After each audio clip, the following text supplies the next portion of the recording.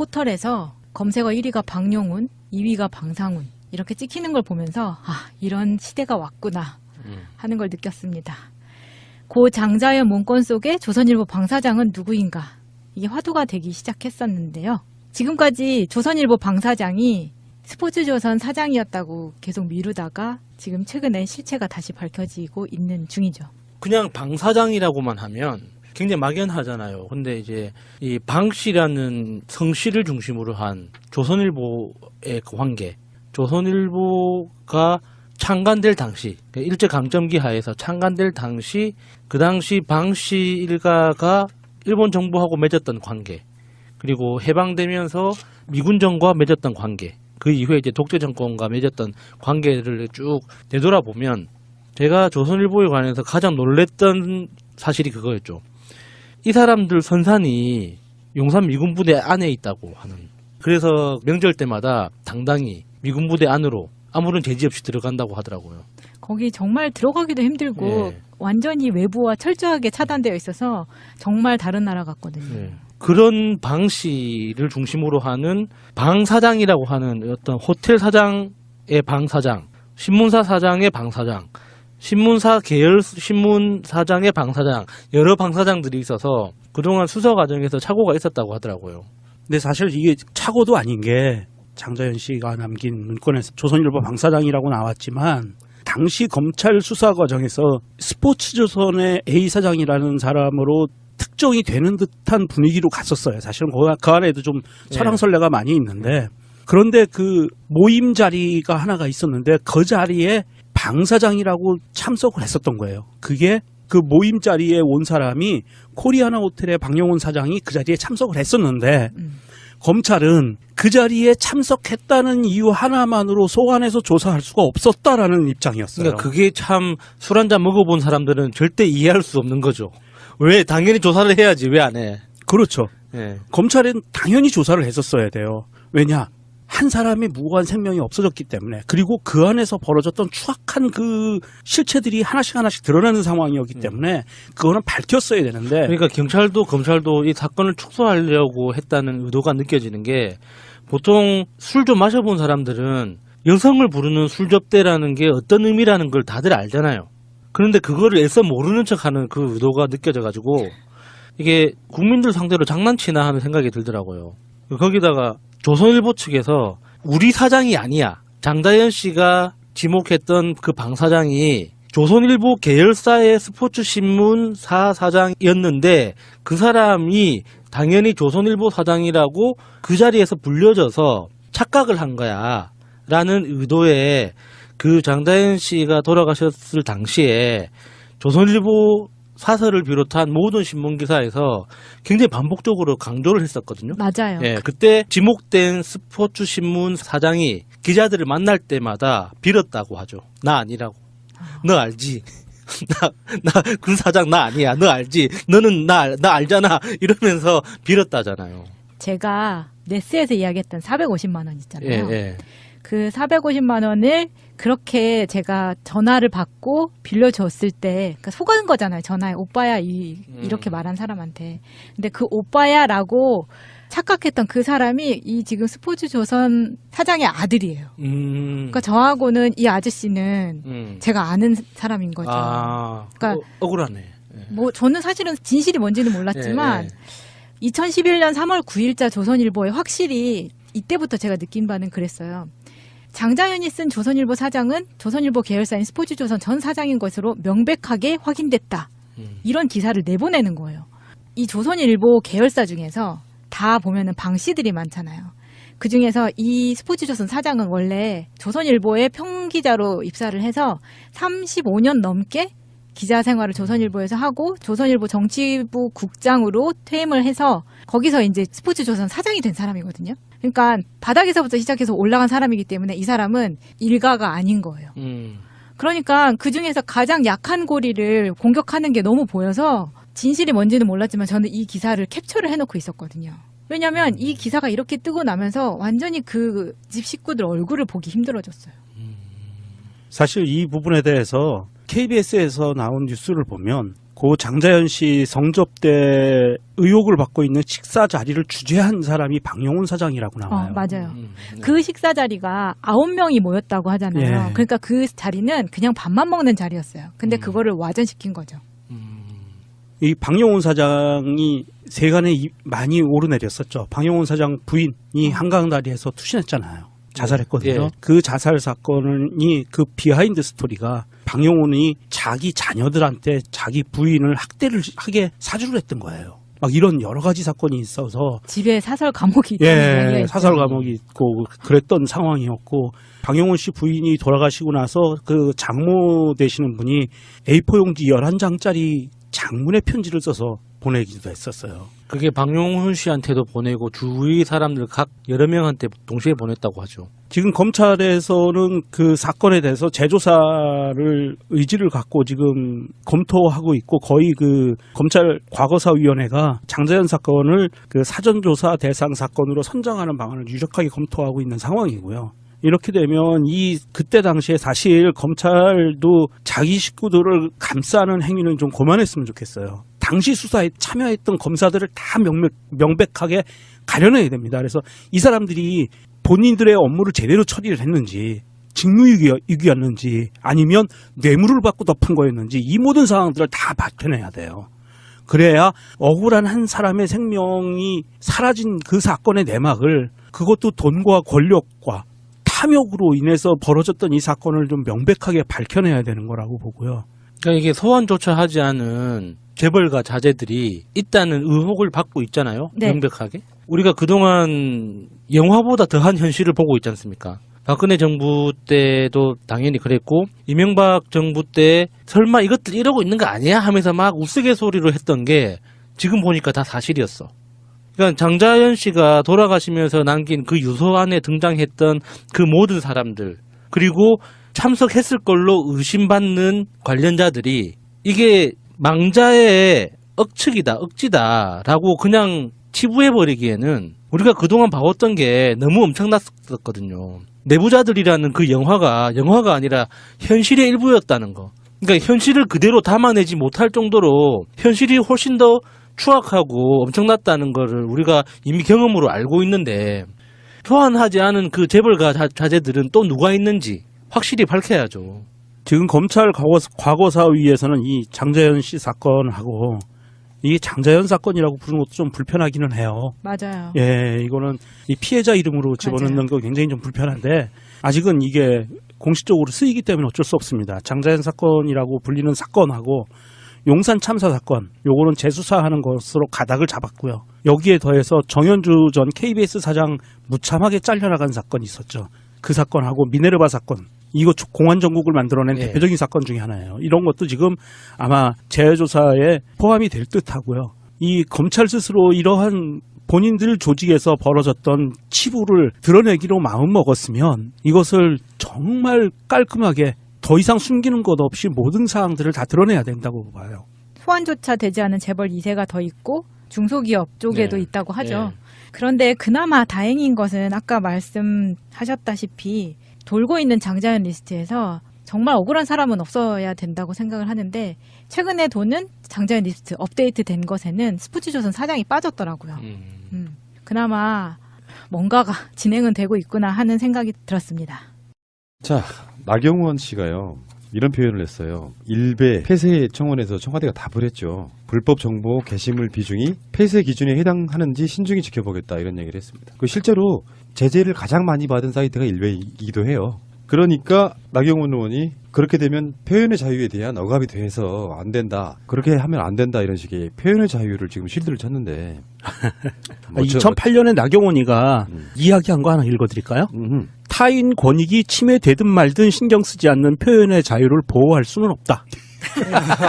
10년 만에 이게 사상이 바뀌었네요. 나는 그래서 나경원이라는 사람 못 믿는 거예요. 나경원 한 번씩 라디오 인터뷰할 때 상대방이 떠들든 말든 지 말만 계속하는 이런 스킬 있잖아요. 상대방 이야기의 중간에 말을 끼어들었으면 상대방 말을 들어주든지 기다리든지 해야 되는데 동시에 각자 자기 말만 할 때 감정의 동요 없이 나긋나긋하게 지 할 말만 꾸준히 끝까지 하는 그런 스킬들을 보고 있으면 이 사람이 막 생각하는 표현의 자유나 어떤 정치적 자유 이게 어떤 개념인 건지 의심스러울 때가 있어요. 내가 봤을 때는 제가 나경원 씨를 실물로 직접 본 사람이거든요. 네. 뭐 이런 표현은 좀 적당하지 않는데 자기 신념이나 사상은 전혀 없어 보였어요. 제가 봤을 때는 뭐냐면은 표현의 자유를 극하게 제한한 건 바로 국가보안법이거든요.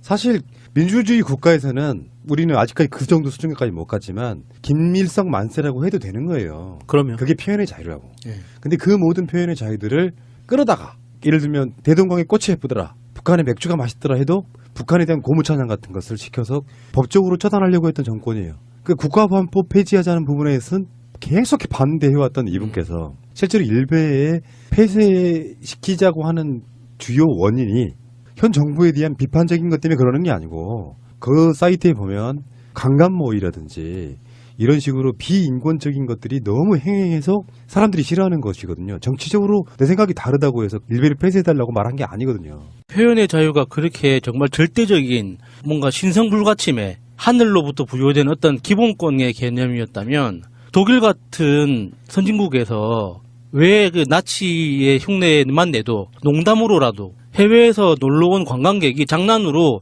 사진 포즈를 취하는 것만 봐도 바로 체포해 간다는 건 다시 생각해 볼 필요가 있는 거 아닙니까? 이게 내가 표현의 자유라는 근거를 통해서 이게 무한정 누리라는 게 아니에요.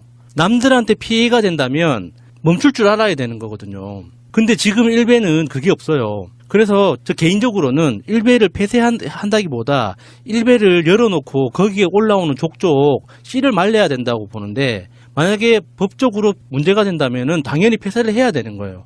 표현의 자유하고 아무 상관이 없는 거거든요. 그러니까 전혀 맥락을 못 짚고 있는 예. 거지. 내가 누구를 강간하고 싶다, 강간했다. 가끔씩 일베 통해서 나오는 그 검색어들 가끔씩 정말 민망할 정도의 검색어들 있잖아요. 그런 것들을 표현의 자유라고 말할 수 있냐고요. 사상의 자유, 그게 연결되는 표현의 자유 이런 개념인 거지. 그러니까 얼마 전에 그 배달 어플에 어떤 사장님이 자기 고객한테 리뷰에 답글로 이런 걸 남겼대요. 우리 집에서 앞으로 주문하지 말아달라고. 왜냐하면 그 리뷰를 남긴 사람의 아이디가 노무현 대통령을 모욕하는 아이디였고 프로필 사진이 노무현 대통령을 희화화시키는 그런 대표적인 이미지를 가지고 있었대요. 그런데 그 피자집 사장님이 하는 이야기가 뭐냐면 이거는 정치적인 논리가 아니라 만약에 당신 아버지를 두고 옆집 사람이 그렇게 희롱한다면 좋겠느냐. 인간의 근본적인 문제인 거지 정치 문제가 아니다. 나는 굉장히 당신이 우리 고객이라는 게 불편하기 때문에 앞으로 우리 집에서 주문하지 말아달라라고 댓글을 남겼는데 그 집이 대박이 났어요. 결과적으로는. 그러니까 표현의 자유가 내가 어떤 아이디를 쓰든 내가 어떤 프로필 사진을 쓰든 표현의 자유만 가지고 나 모든 게 그 허락받는 세상이 된다면 우리는 범죄와 비범죄에 대해서 굉장히 애매한 세상을 살아갈 수밖에 없는 거예요. 그래서 이 나경원 같이 이게 나경원이 이렇게 지가 무슨 생각이 있어서 한 말은 아닐 거라고 봅니다. 아무 생각 없이 자유대 행사나 가는 인간이 무슨 생각을 가지고 이런 일베를 보호하려고 하는 그런 이야기를 했다고 생각하지 않습니다. 그냥 뭐 입이 움직이니까 소리가 났겠죠, 그냥. 사실 이게 이제 나경원과 일베 애들이 주장하는 표현의 자유에 대한 영역에 대척점에 있는 부분이 어떤 부분이냐 하면 반인륜 범죄예요. 그래서 선진국들은 표현의 자유도 보호해주고 반인륜 범죄 엄격하게 처벌을 하거든요. 그게 아까 얘기들 하신 나치 관련된 거. 그건 반인륜 범죄거든요. 독일에서는 정말 반인륜 범죄로 처벌을 해요.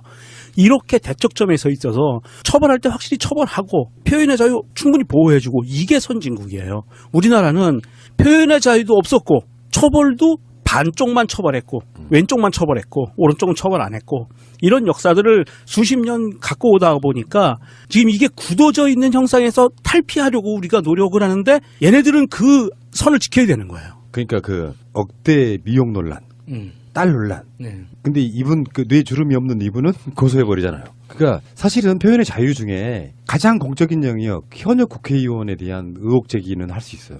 악의적이고 근거가 없으면 고소할 수도 있어요. 이게 표현의 자유냐 아니냐를 판단해달라는 재판일 수도 있어요. 명예훼손이나 허위사실 유포 이런 거 있잖아요. 근데 이게 공익적 목적이 보통 사람들의 상식을 너무 벗어나는 것에 대해서 표현의 자유라고 표현하면은 저는 제일 끔찍한 거는 이런 사람들이 판사도 하고 국회의원도 한다는 거예요. 사람이 박용훈 사장이라고 나와요. 맞아요. 네. 그 식사 자리가 9명이 모였다고 하잖아요. 예. 그러니까 그 자리는 그냥 밥만 먹는 자리였어요. 근데 그거를 와전시킨 거죠.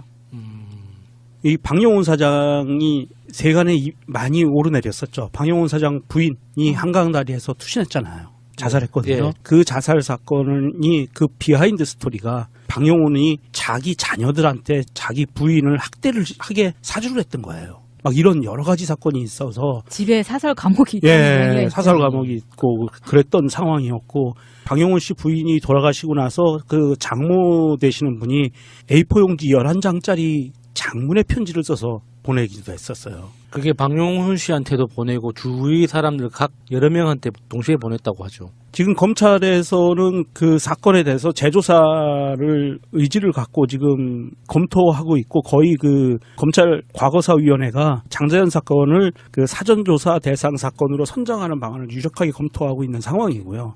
이렇게 되면 그때 당시에 사실 검찰도 자기 식구들을 감싸는 행위는 좀 그만했으면 좋겠어요. 당시 수사에 참여했던 검사들을 다 명백 포털에서 검색어 1위가 박용훈, 2위가 방상훈 이렇게 찍히는 걸 보면서 이런 시대가 왔구나 하는 걸 느꼈습니다. 고 장자연 문건 속에 조선일보 방사장은 누구인가 이게 화두가 되기 시작했었는데요. 지금까지 조선일보 방사장이 스포츠조선 사장이었다고 계속 미루다가 지금 최근에 실체가 다시 밝혀지고 있는 중이죠. 그냥 방사장이라고만 하면 굉장히 막연하잖아요. 근데 이제 이 방씨라는 성씨를 중심으로 한 조선일보의 그 관계, 조선일보가 창간될 당시, 일제강점기 하에서 창간될 당시, 그 당시 방씨 일가가 일본 정부하고 맺었던 관계, 그리고 해방되면서 미군 정부와 맺었던 관계, 그 이후에 이제 독재 정권과 맺었던 관계를 쭉 되돌아보면 제가 조선일보에 관해서 가장 놀랬던 사실이 그거였죠. 이 사람들 선산이 용산 미군 부대 안에 있다고 하는.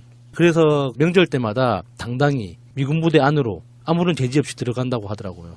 거기 정말 들어가기도 힘들고 예. 완전히 외부와 철저하게 차단되어 있어서 정말 다른 나라 같거든요. 네. 그런 방 씨를 중심으로 하는 방 사장이라고 하는 어떤 호텔 사장의 방 사장, 신문사 사장의 방 사장, 신문사 계열 신문 사장의 방 사장, 여러 방 사장들이 있어서 그동안 수사 과정에서 착오가 있었다고 하더라고요. 근데 사실 이게 착오도 아닌 게 장자연 씨가 남긴 문건에서 조선일보 방사장이라고 나왔지만 당시 검찰 수사 과정에서 스포츠조선의 A 사장이라는 사람으로 특정이 되는 듯한 분위기로 갔었어요. 사실은 그 안에도 좀 설왕설래가 많이 있는데 그런데 그 모임 자리가 하나가 있었는데 그 자리에 방 사장이라고 참석을 했었던 거예요. 그게 그 모임 자리에 온 사람이 코리아나 호텔의 박용훈 사장이 그 자리에 참석을 했었는데 검찰은 그 자리에 참석했다는 이유 하나만으로 소환해서 조사할 수가 없었다라는 입장이었어요. 그러니까 그게 참 술 한잔 먹어본 사람들은 절대 이해할 수 없는 거죠. 왜 당연히 조사를 해야지 왜 안 해? 그렇죠. 예. 검찰은 당연히 조사를 했었어야 돼요. 왜냐? 한 사람의 무고한 생명이 없어졌기 때문에 그리고 그 안에서 벌어졌던 추악한 그 실체들이 하나씩 드러나는 상황이었기 때문에 그거는 밝혔어야 되는데 그러니까 경찰도 검찰도 이 사건을 축소하려고 했다는. 생각했던 그 사람이 이 지금 스포츠조선 사장의 아들이에요. 그러니까 그 저하고는 이 아저씨는 제가 아는 사람인 거죠. 그러니까 억울하네. 예. 뭐 저는 사실은 진실이 뭔지는 몰랐지만 2011년 3월 9일자 조선일보에 확실히 이때부터 제가 느낀 바는 그랬어요. 장자연이 쓴 조선일보 사장은 조선일보 계열사인 스포츠조선 전 사장인 것으로 명백하게 확인됐다. 이런 기사를 내보내는 거예요. 이 조선일보 계열사 중에서 다 보면은 방 씨들이 많잖아요. 그 중에서 이 스포츠조선 사장은 원래 조선일보의 평기자로 입사를 해서 35년 넘게 기자 생활을 조선일보에서 하고 조선일보 정치부 국장으로 퇴임을 해서 거기서 이제 스포츠조선 사장이 된 사람이거든요. 그러니까 바닥에서부터 시작해서 올라간 사람이기 때문에 이 사람은 일가가 아닌 거예요. 그러니까 그중에서 가장 약한 고리를 공격하는 게 너무 보여서 진실이 뭔지는 몰랐지만 저는 이 기사를 캡처를 해놓고 있었거든요. 왜냐하면 이 기사가 이렇게 뜨고 나면서 완전히 그 집 식구들 얼굴을 보기 힘들어졌어요. 사실 이 부분에 대해서 KBS에서 나온 뉴스를 보면 고 장자연 씨 성접대 의혹을 받고 있는 식사 자리를 주재한 의도가 느껴지는 게 보통 술 좀 마셔본 사람들은 여성을 부르는 술접대라는 게 어떤 의미라는 걸 다들 알잖아요. 그런데 그거를 애써 모르는 척하는 그 의도가 느껴져가지고 이게 국민들 상대로 장난치나 하는 생각이 들더라고요. 거기다가 조선일보 측에서 우리 사장이 아니야. 장자연 씨가 지목했던 그 방 사장이 조선일보 계열사의 스포츠신문 사장이었는데 그 사람이 당연히 조선일보 사장이라고 그 자리에서 불려져서 착각을 한 거야 라는 의도에 그 장자연 씨가 돌아가셨을 당시에 조선일보 사설을 비롯한 모든 신문기사에서 굉장히 반복적으로 강조를 했었거든요. 맞아요. 예, 그때 지목된 스포츠신문 사장이 기자들을 만날 때마다 빌었다고 하죠. 나 아니라고. 너 알지? 나 그 사장 나 아니야. 너 알지? 너는 나 알잖아. 이러면서 빌었다잖아요. 제가 네스에서 이야기했던 450만 원 있잖아요. 예. 그 450만 원을 그렇게 제가 전화를 받고 빌려줬을 때 그러니까 속은 거잖아요. 전화에 오빠야 이렇게 말한 사람한테. 근데 그 오빠야라고